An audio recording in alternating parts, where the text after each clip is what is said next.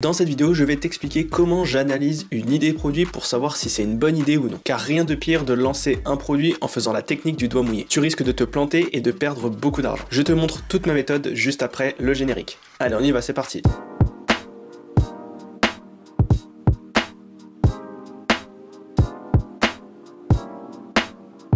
Ok, c'est parti, on est sur mon ordinateur et je vais te montrer un petit peu comment j'analyse du coup des produits sur Amazon dès que j'en trouve un. Alors avant de faire ça, avant de faire une analyse, on va se faire une petite recherche produit directement avec Helium 10. Et cette fois-ci, au lieu d'aller dans Blackbox et de faire les choses comme je fais d'habitude, donc aller dans Blackbox, mettre des critères et essayer de trouver un produit, cette fois-ci j'ai voulu tester une autre méthode qui peut être intéressante également, qui est celle d'aller dans Magnet, donc sur Helium 10, et de taper un mot-clé hyper général dans une thématique. Et en faisant ça, en fait, parfois tu peux trouver des super bonnes idées autour de certains produits, soit des accessoires, enfin soit des produits vraiment spécifiques, puisque Magnet, en fait, il va donner l'ensemble des mots-clés autour du mot-clé que tu as mis. Donc potentiellement, tu peux avoir des idées de produits complémentaires que tu pourrais proposer sur Amazon. Pour rappel, tu as des codes de réduction sur ton logiciel Helium 10, juste dans la description de cette vidéo. Tu as 3 codes, tu as moins 10% à vie, moins 20% sur 6 mois et moins 50% sur ton premier mois. Donc si tu veux avoir l'ensemble de ces éléments, tu vas juste en dessous de la vidéo. Maintenant, on va aller donc sur Magnet et on va mettre un mot-clé. Alors ici, on va être assez simple, je vais aller dans une catégorie qui est assez connue, mais pour te montrer qu'il potentiellement on peut avoir encore des bonnes idées. Donc je vais mettre le mot-clé, par exemple le mot-clé chien, et on va voir ce que ça va donner. Donc je le tape et on va lancer une recherche. Ok, donc Helium 10 nous a trouvé pas mal de mots-clés, d'accord? Donc c'est un mot-clé qui est très très large et il peut y avoir des centaines de produits, d'accord? Donc ce qu'on va faire, on va aller sur ce tableau, d'accord? On va cliquer sur volume de recherche, on va trier du plus grand au plus petit. Et rien qu'en faisant cette méthode-là, tu vas potentiellement trouver des idées de produits et tu vas déjà t'assurer qu'il y a un volume de recherche sur le mot-clé. Parce que nous, clairement, on veut se positionner sur des marchés où le mot-clé est quand même recherché. Si tu vas sur un marché où le mot-clé principal, donc je parle bien du mot-clé principal, si le mot-clé principal est recherché 300 fois par mois, c'est pas assez, d'accord? Donc il nous faut beaucoup de volume, plus il y en a, mieux c'est, mais tu vois là on va regarder un petit peu ce qu'on a comme produit, et on va en sélectionner quelques-uns, et ensuite on va faire une analyse. Alors, donc sur ce marché, donc on a beaucoup de choses, donc on a bien sûr tout ce qui va être panier, harnais, collier, ça c'est des mots-clés, enfin c'est des produits qui sont très connus, donc je vais pas aller là-dessus, moi je vais essayer peut-être de trouver des plus petites niches un peu plus intéressantes à travailler, parce que si je te montre, si je fais une analyse sur panier pour chien, bon, je trouve que c'est pas très intéressant pour toi, donc on va essayer de trouver peut-être un petit produit qui peut être intéressant. Donc collier lumineux, jouets, tapis, ça c'est des produits un peu simples. Niche, ouais, bon ça c'est des gros trucs. Collier de dressage, je crois que maintenant c'est interdit, donc enfin ça va être interdit, donc on va pas aller là-dessus. Lit pour chien, c'est un peu gros je pense, on va voir, hein, écoute.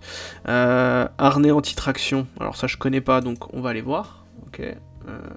D'accord, bon ça je connais pas. Alors il y a peut-être des tailles, donc je sais pas si j'irai là-dessus, mais je vais essayer d'en trouver d'autres. Panier pour chien, tapis de fouille, ok, donc ça peut être intéressant. Ouais, ça c'est des produits, pourquoi pas. Panier pour chien, escalier pour chien, alors ça je connaissais même pas. Ok, bah écoute, je connaissais pas les escaliers pour chiens. Donc ok, les brosses, ça c'est des produits qui sont assez connus, donc je vais pas trop aller là-dessus. Les laisses pareil, les longes pareil, boîte de serre, peignoir, il y a des peignoirs pour chiens les gars. C'est n'importe quoi. Peignoir pour chien, bah voilà, hein, potentiellement ça peut être une bonne idée.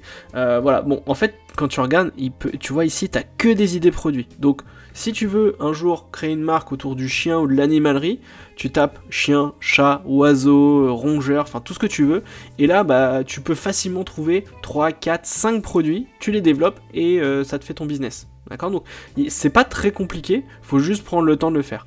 Donc ici, bah, on va aller regarder un peu les différents produits. Donc on a le harnais. Alors je pense que les harnais, il doit y avoir des tailles, donc ça me botte pas trop.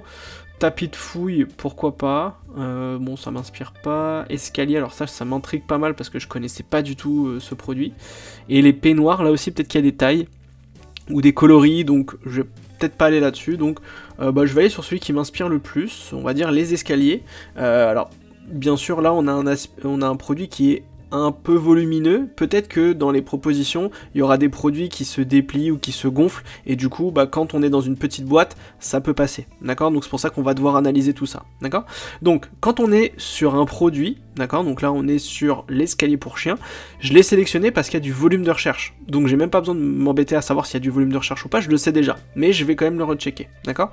Alors, ici, on a 5000 résultats en non-prime, et quand on clique sur prime, on est à 184 résultats. Donc il n'y a pas grand monde, ok? Donc ça c'est intéressant. Donc ça c'est le premier truc que j'analyse. Je clique sur livraison gratuite pour voir quel est le nombre de concurrents qui fait du FBA. Et donc là, on voit qu'on est à 184 résultats. Notre objectif c'est d'être en dessous de 1000. D'accord? Donc ça c'est le premier point. Si on est au-dessus de 1000, je laisse tomber l'idée et je passe à autre chose. Là je suis à 184, donc c'est bon. On va dire que le premier point est validé et je peux poursuivre le contenu et je peux poursuivre mon analyse. Donc ça c'est bon. Ensuite, le deuxième truc que je fais automatiquement, c'est de vérifier est-ce qu'il y a du chiffre d'affaires. Parce que on ne se positionne pas sur un produit où il n'y a pas de vente, où il n'y a pas de chiffre. Ça sert strictement à rien. D'accord? Tu vas pas réinventer la roue et ça va pas fonctionner. Donc, on va aller voir si on a du chiffre d'affaires. Donc ici, je vais cliquer sur mon extension Helium 10, je vais cliquer sur X-Ray et on va aller voir tout ça. Donc je vais le mettre un peu plus gros pour que tu puisses bien voir. Et rien que sur cette page, je vais pouvoir faire mon analyse et me dire est-ce que c'est un bon produit ou pas. Alors, première chose que je regarde, évidemment, je recheck le volume de recherche. Donc là, on est à 5700, donc ce qui est plutôt pas mal. Donc ça veut dire qu'il y a beaucoup de recherches sur un produit comme ça. Et très rapidement, je vais aller checker est-ce qu'il y a de la saisonnalité. Et là, on voit que, tu vois, depuis 2019, ça fait que augmenter. Donc ça, c'est plutôt un bon point et ça va me plaire. D'accord? Donc, deuxième petit critère, validé. Troisième chose que je regarde tout de suite, c'est le revenu total de tous les concurrents sur cette page par mois. Donc ça c'est les revenus sur les 30 derniers jours. Donc là on voit que ce marché fait à peu près 80 000 € de chiffre d'affaires. Ce qui est une petite niche, mais c'est très intéressant pour nous. Dans l'idée, moi j'essaye au minimum d'être à 50, 60 000, d'accord? En dessous, je trouve que il n'y a pas assez de volume, il n'y a pas assez de chiffre d'affaires, et donc je vais peut-être moins y aller, mais par contre, là, tu vois, à 80 000, j'y vais. Alors, il n'y a pas de maximum, hein. Si vous voyez que vous avez 180 résultats et que ça fait 400 000 € de chiffre d'affaires, et tester, hein, vous pouvez y aller. Moi j'évite d'aller sur des trop gros marchés parce que à terme il peut y avoir peut-être des concurrents qui vont venir très rapidement, mais là 80 000 € c'est plutôt pas mal. Il y en a certains qui vont dire c'est pas beaucoup. Pour moi, pour lancer un premier produit et puis pour me faire la main, c'est amplement suffisant. Donc ça, c'est validé. Donc c'est cool, pour l'instant tout est validé pour nous, d'accord? Je vais regarder très rapidement le prix moyen. Alors je fais un peu plus attention ici, sur le prix moyen, parce que tu vois sur cette page, tu as beaucoup de vendeurs qui ne vendent, où il n'y a pas de données. Donc soit il y a un problème sur Helium 10, soit ils ne vendent pas. Donc je fais toujours attention, parce que là tu vois, t'en as quand même pas mal, t'en as pas mal qui vendent pas, et du coup ça peut biaiser tes résultats. Donc là je regarde rapidement, je vois qu'on est à peu près à 48 €, mais je vais faire un deuxième truc juste pour voir où est-ce que ça se positionne, d'accord? Donc on est à 48, et ensuite ce que je vais faire, je vais tout de suite cliquer sur la colonne revenus, et je vais trier du plus grand au plus petit, pour voir quelles sont les forces en présence sur ce marché, et voir potentiellement est-ce que nous, on pourrait y aller, est-ce que ça nous correspond ou pas. Et donc ici on voit qu'on a un leader, donc qui est à 31,89 € et qui fait 10 000 € de chiffre d'affaires. Donc déjà ça c'est une bonne target. Je me dis que potentiellement, alors toujours potentiellement, si j'arrive à faire une offre vraiment exceptionnelle, faire un listing de dingue et faire un bon lancement, etc., on peut aller jusqu'à du 10 000 €. D'accord? Alors ça viendra pas tout de suite, mais c'est plutôt pas mal, et je trouve que c'est bien quand tu as un leader qui a entre 10 et 20 000 €, c'est plutôt pas mal. Mais attention, dans la répartition du chiffre d'affaires, il faut, enfin moi personnellement ce que j'aime, c'est que les autres concurrents vendent aussi. Parce que si on a un leader qui est à 10 000 et que tous les autres en dessous ils sont à 1005, enfin à partir de 1005 et après ça descend, c'est dangereux. C'est qu'il y a peut-être un monopole sur le marché, et moi j'ai déjà testé les monopoles et je me suis planté. Donc j'aime moins. Après si tu veux y aller, bien sûr, tu y vas. Donc là, on a un leader à 10 000, ensuite un numéro 2 à 9 008, un numéro 3 à 8007, 7003, 5007, donc ça clairement c'est le genre de marché que j'aime bien. J'aime bien travailler ça, donc clairement je vais y aller. Enfin ça peut être un produit où je pourrais y aller, d'accord? Donc ça aussi c'est validé.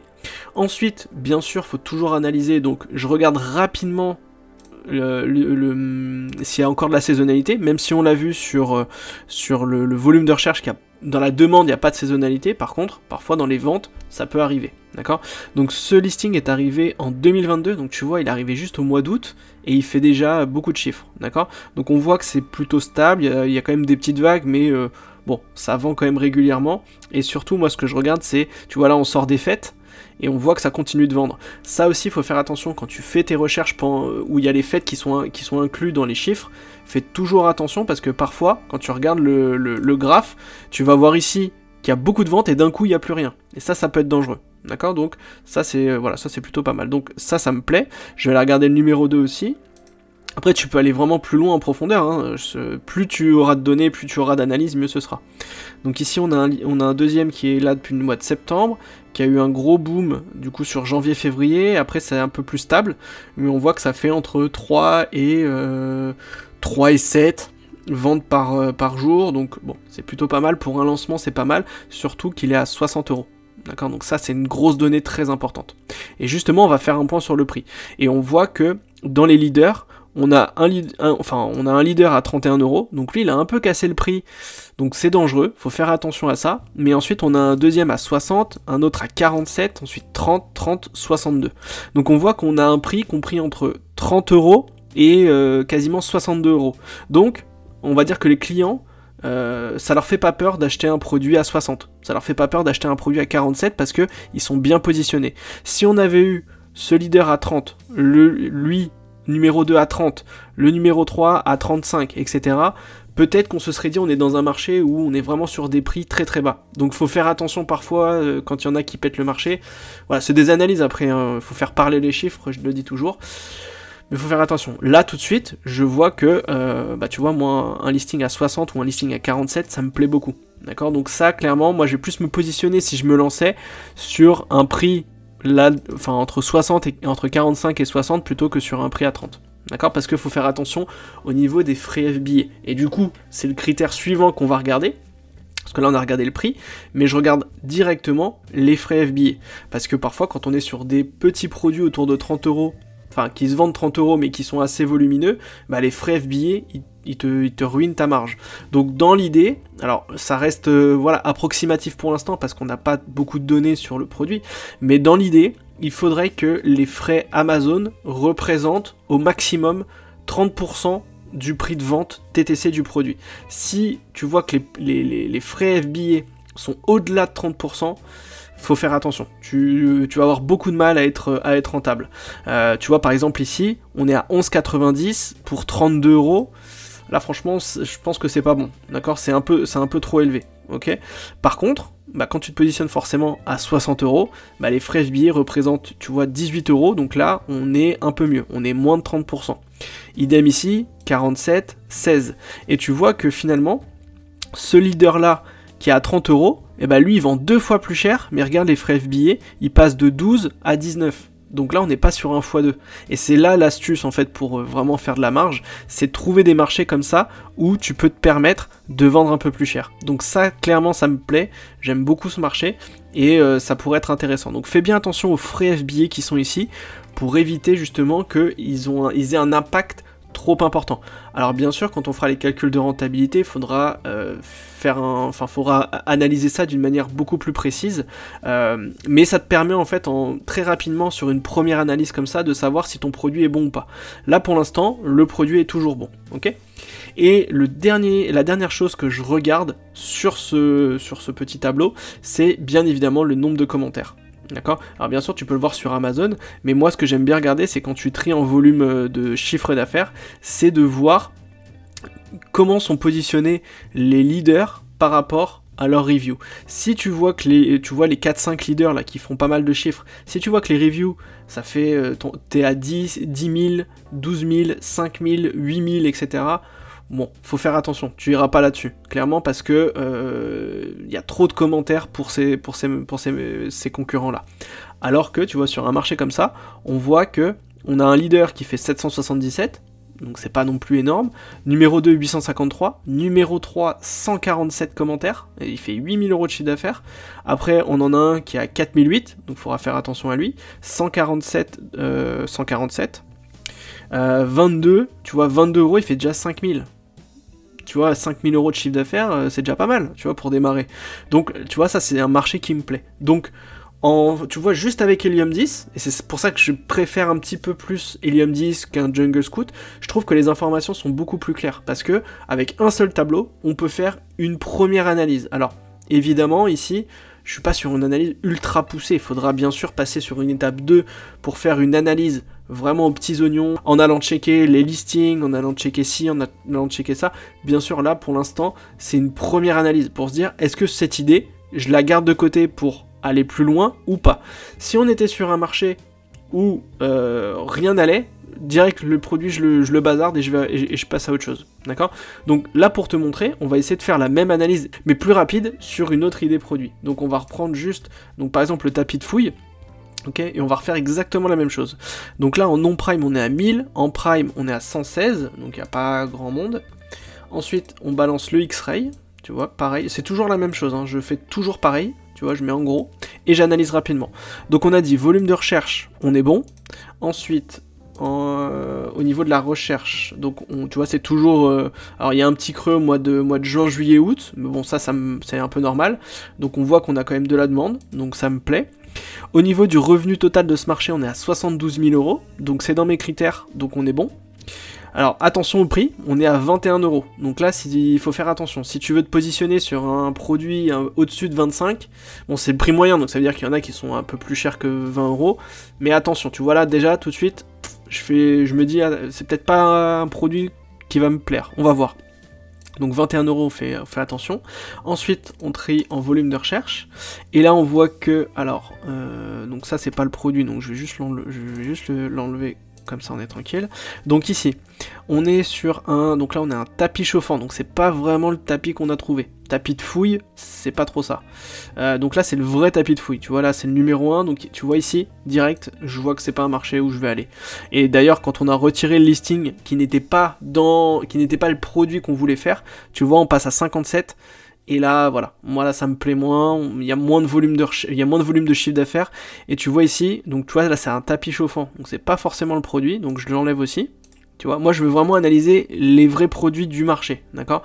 Et là je vois qu'on a un leader à 5600, et là c'est trop bas, moi ça me va pas, c'est trop petit, après on a un autre à 4007, 4100, 3000, etc., là, le potentiel, il est trop bas. Donc là, tu vois, sur un produit comme ça, typiquement, j'arrête mon analyse. Si je vois qu'il y a un truc qui va pas, et notamment ce qui va en général pas, c'est le chiffre d'affaires. Si je vois que le chiffre d'affaires est trop bas, je vais pas y aller. Tu vois, 47 000, je trouve que c'est un peu bas. Personnellement, après, si tu veux y aller, bien sûr, tu peux y aller. Hein. Si tu veux être le leader à 6 000 € de chiffre d'affaires, vas-y, il n'y a pas de problème. Moi, c'est pas ce que je recherche. Donc là, tu vois, cette idée produit, je vais pas aller plus loin et je vais l'abandonner. D'accord? Donc tu vois comment j'analyse, je t'ai fait une analyse complète sur un produit qui peut être intéressant, et là, je te montre concrètement une idée que je mets de côté, que je ne prends pas, parce qu'elle est pas bonne. D'accord? Donc en suivant, tu vois, cette petite analyse très simple, ça te permet en fait, quand tu vas sur Magnet, tu vas sortir toutes les idées produits qui peuvent être intéressantes, tu les balances dans tes onglets en haut d'Amazon, dans tes onglets de recherche, et ensuite tu vas aller chercher tous tes produits et tu vas aller les analyser un à un. Si un produit, tu vois qu'il y a quelque chose qui va pas, soit il y a trop de commentaires, soit le chiffre d'affaires est pas bon, soit le prix est trop bas, tu le mets de côté et tu passes aux autres idées, et ainsi de suite. Et tu le verras en faisant ça, tu prends 1 heure par jour, et tu verras que normalement, au bout d'une semaine, 10 jours, tu vas avoir ta petite liste de produits, et tu pourras continuer ensuite à faire tes analyses un peu plus poussées, faire tes calculs de rentabilité, etc. etc. Voilà, j'espère que tu as compris un peu mieux comment j'analyse un marché, et j'espère qu'avec cette méthode, ça t'évitera de faire des erreurs. Si tu as des questions, tu peux me les mettre juste en dessous de la vidéo dans les commentaires, et j'y répondrai avec grand plaisir. En attendant, je te souhaite une bonne semaine, et on se retrouve la semaine prochaine. Ciao!